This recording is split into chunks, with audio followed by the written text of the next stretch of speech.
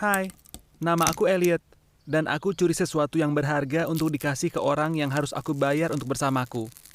Sejak masih kecil, aku memiliki kecemasan saat berada di sekitar wanita. Aku bahkan ingat aku jatuh cinta sama perempuan cantik waktu TK, dan aku sembunyi di balik perosotan karena aku takut untuk ngomong sama dia. Aku lihat cowok-cowok di grupku mulai dapat ciuman pertama mereka. Di akhir SMP, hampir semua dari mereka udah cium perempuan, sedangkan aku hampir nggak pernah ngomong sama cewek. Di SMA, ini nggak membaik. Ada cewek bernama Willow yang aku sukai selama bertahun-tahun. Aku selalu suka dia dari kejauhan, terlalu takut untuk mendekatinya. Tapi di kelas kimia, dia partner labku. Dan sayangnya, kami hampir nggak ada chemistry. Kepalaku berputar sampai aku nggak bisa melihat dia. Dia ngomong dengan ramah padaku, tapi aku nggak bisa dengar suaranya karena suara jantungku yang kencang.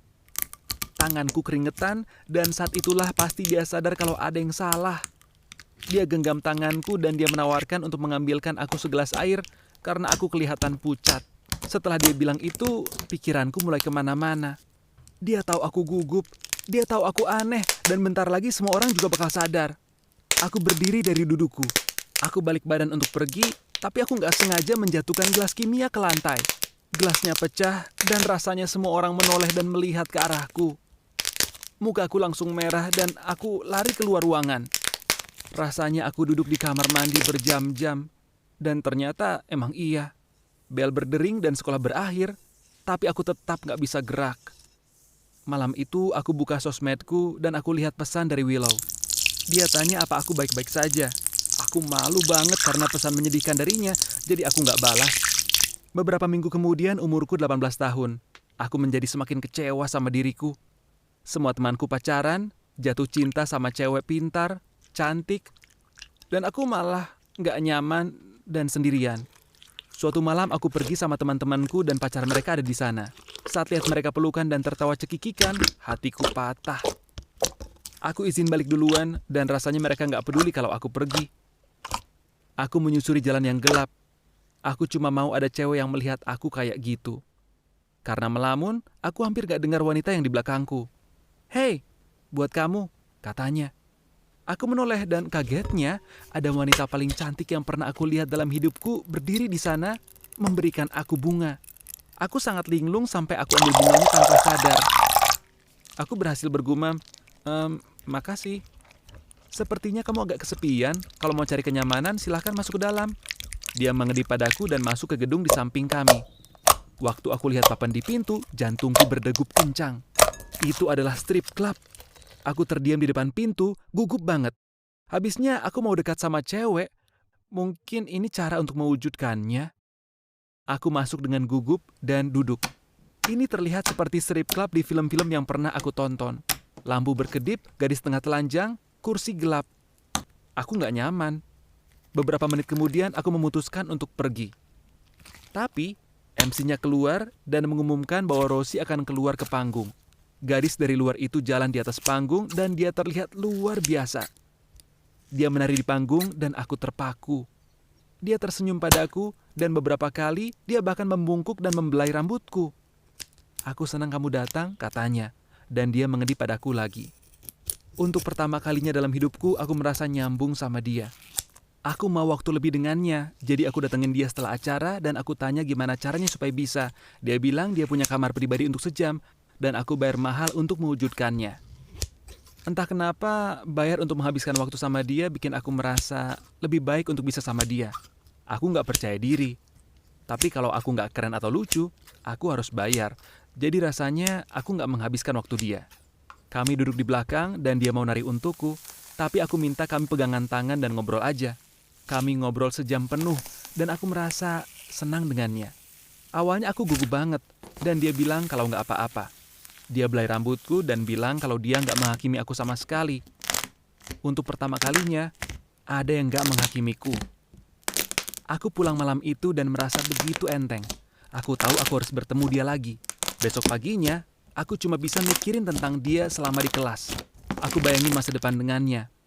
Beli rumah, traveling, main game, saling ngobrol. Itu fantasi yang indah. Jadi aku langsung ke sana pas pulang sekolah. Aku bawa buket bunga, dan waktu aku mau masuk, penjaganya bilang aku nggak boleh bawa bunganya masuk. Aku bilang ini buat Rosie, dan dia bilang aku harus pergi. Aku sudah hampir pergi waktu Rosie lari ke aku dan bilang ke penjaganya kalau ini nggak apa-apa. Dia ambil bunganya dan dia berterima kasih padaku. Dia tanya apa aku mau sejam dengan dia lagi, dan dengan antusias aku bilang iya. Dia tersenyum padaku seakan dia sudah menungguku. Kami ngobrol selama sejam dan aku semakin gak gugup. Ini jadi rutinitas normalku. Aku pergi ke sana hampir tiap hari setelah sekolah. Aku semakin dekat dengannya. Tapi di akhir bulan, aku udah menghabiskan semua uang yang aku simpan beberapa tahun terakhir. Aku cuma punya setengah dari biaya yang dia kenakan untuk satu sesi pribadi. Waktu aku ke sana dan bilang ke dia tersenyum dan bilang kali ini gak apa-apa. Ini bikin aku merasa luar biasa. Di sesi itu aku curahkan semua isi hatiku padanya. Di akhir sesi, dia memelukku dan bilang kalau dia gak sabar bertemu aku lagi.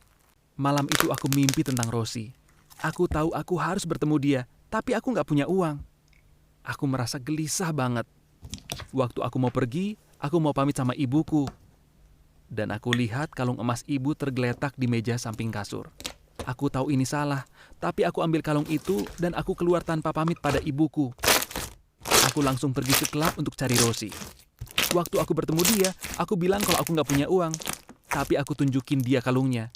Dia bilang itu lebih berharga daripada tarif per jam dia. Tapi aku bilang kalau dia lebih berharga. Kami duduk di belakang dan ngobrol. Aku tanya apa aku boleh pasangin kalungnya ke dia, dan dia bilang lebih baik enggak. Aku agak kaget, tapi kami mulai ngobrol. Rosie agak beda. Aku tanya apa ada yang salah, dan dia bilang dia merasa aku terlalu serius dalam hubungan ini. Apa maksudnya? Aku nggak terlalu serius. Aku sayang sama kamu. Waktu aku bilang itu, Rosie menggelengkan kepalanya. Matanya menunjukkan belas kasihan. Elliot, kamu ngapain di sini? Kata dia. Kita nggak benar-benar dekat. Ini kerjaanku. Maaf kalau kamu pikir kita pacaran, tapi kita enggak. Duniaku hancur. Tapi aku pikir kita... Aku hampir nggak bisa bersuara. Elliot, kamu bayar untuk menghabiskan waktu sama aku. Nama aku bahkan bukan Rosie, kata dia. Aku merasa mataku mulai berkaca-kaca. Kamu nggak bisa bayar orang untuk mencintaimu. Kamu harus atasi kecemasan dan percaya diri kamu dan cari orang dengan cara yang benar. Maaf. Sebelum aku bisa bilang apa-apa, Rosie balikin kalung ibuku. Dan dia menghilang. Di jalan pulang, aku nangis. Tapi jujur, aku merasa Rosie benar. Saat aku pulang, ibuku tanya kenapa aku punya kalung dia. Aku bilang kalau aku curi dan aku minta maaf. Aku tanya ibu dengan berkaca-kaca apa ibu bisa bantu aku cari dokter untuk mengatasi masalah kecemasanku. Sekarang aku sudah terapi selama beberapa bulan. Dan aku merasa lebih baik tentang diriku. Ini akan memakan waktu untuk memperbaiki diri. Tapi aku membuat sedikit perubahan. Aku bahkan jawab chat Willow. Dan minta maaf karena nggak balas lebih cepat.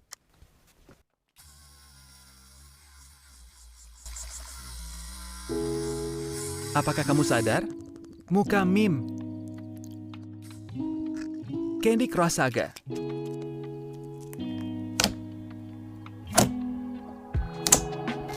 The Voice.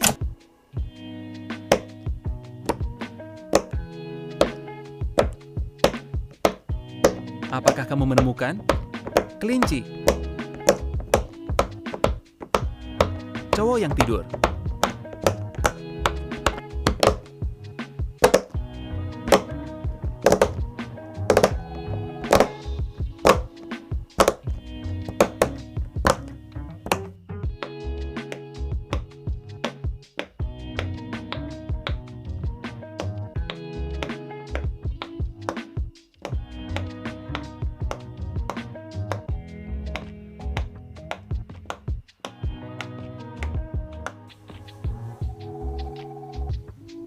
Suka cerita tadi?